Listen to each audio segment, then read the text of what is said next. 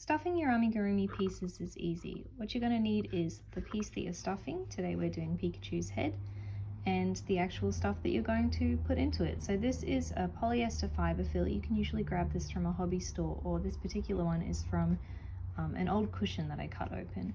And you just want to kind of break it up into smaller pieces and just start filling in that space.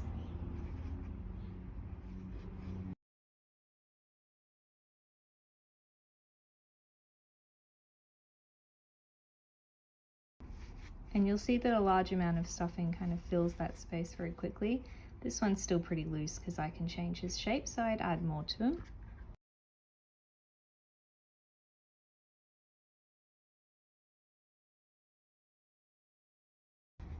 And I like to shape it as I go, making sure that I'm moving around the studs of the safety eye.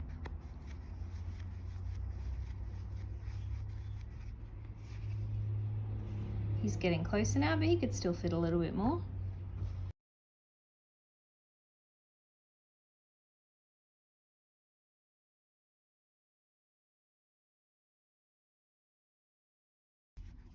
And that's about perfect for me.